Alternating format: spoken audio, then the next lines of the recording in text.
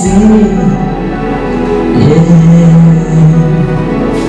Ninataka niwape siri, hakuna afya bila afya ya akili. Anasema kwa ujasiri, onekana.